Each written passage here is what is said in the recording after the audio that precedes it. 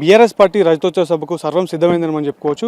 ఈ ఎల్కతుత్తులో ఏర్పాటు చేసిన ఈ స్టేజ్ వద్దనైతే అది చూసుకుంటే ఇటు గులాబీమయంగా మారిపోయింది. ఇక్కడికి పెద్ద ఎత్తున అంటే రేపటి రోజు 10 లక్షల మంది దాదాపు 10 లక్షల మంది కార్యకర్తలు వస్తారని కూడా బీఆర్ఎస్ పార్టీ వర్గాలు చెప్తా ఉన్నాయి. అంటే దీంతో పాటు ఇక్కడ ఏర్పాట్లు ఎలా ఉన్నాయి, ఏర్పాట్లు ఎలా జరుగుతున్నాయి, ఇప్పుడు వచ్చేటువంటి బీఆర్ఎస్ కార్యకర్తలకు కానీ బీఆర్ఎస్ పార్టీ అభిమానులకు కానీ ఏర్పాట్లు అంటే వాళ్ళకి ఎటువంటి లోటు జరగకుండా ఏర్పాట్లు ఎలా చేశారనే విషయాన్ని మనం ఇక్కడ బీఆర్ఎస్ పార్టీకి సంబంధించినటువంటి నాయకులు పవన్ గౌడ్ గారు ఉన్నారు అని తెలుసుకుందాం.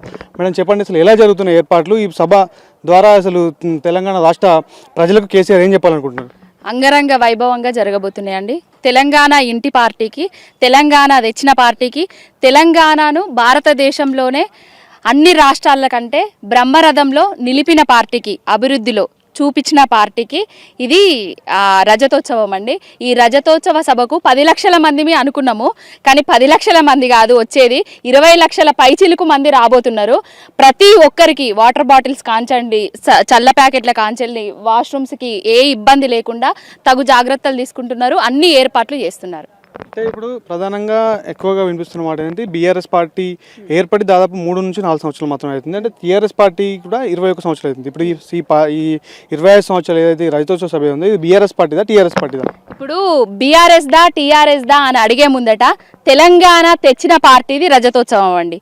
తెలంగాణ రాష్ట్రాన్ని తీసుకురావడానికే టీఆర్ఎస్ పార్టీ పుట్టింది. 14 ఏళ్ళు ఉద్యమం చేసింది. సావు నోట్లో తలబెట్టి కేసీఆర్ గారు తెలంగాణ రాష్ట్రాన్ని తీసుకొచ్చిర్రు. తెచ్చిన తెలంగాణ రాష్ట్రానికి ఆయన 10 ఏళ్ల పాటు ఆయన పాలనను ఆయనే సాగించి, ఆ పాలనను ఒక మార్కుగా భారతదేశంలోనే పాలిస్తే తెలంగాణోడిలాగా పాలించాలి అనే విధంగా ప్రతి ఒక్క ఇంటికి మంచినీళ్లు కానివ్వండి, మిషన్ భగీరథ పథకాన్ని తీసుకొచ్చిండు. ఆ మిషన్ భగీరథ పథకాన్నే కేంద్ర ప్రభుత్వం కాపీ కొట్టి హర్ ఘర్కి జల్ పథకాన్ని వాళ్ళు ప్రవేశపెట్టారు.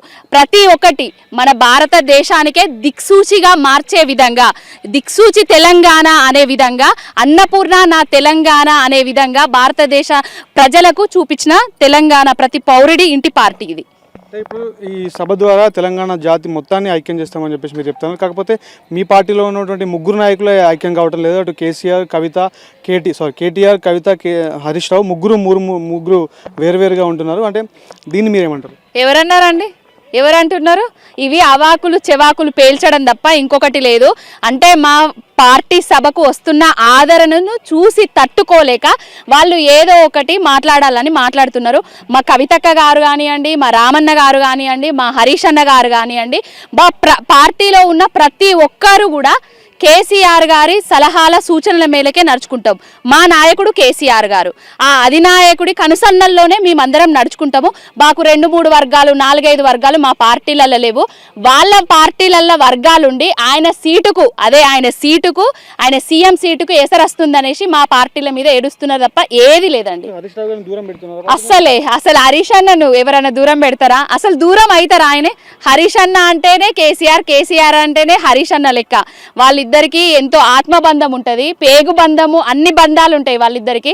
కాళేశ్వరం కట్టి అంత కాళేశ్వరుడిలాగా చరిత్రలో నిలిచిపోయిండు. హరీష్ అన్న అదేం లేదు, సైలెంట్ లేదు, పక్కకు పెట్టలేదు. హరీష్ అన్న రాబోతున్నారు కొద్దిసేపట్లో. సభకు సంబంధించిన ఒక్క పోస్టర్ పైన కూడా హరీష్ రావు ఫోటో లేదు. ఫోటో లేకపోతే ఆయన ప్రతి గుండెల్లో ఉంటారు, తెలంగాణ ప్రతి పౌరుడి గుండెల్లో ఉంటారు. ఫోటోలు శాశ్వతం కాదండి.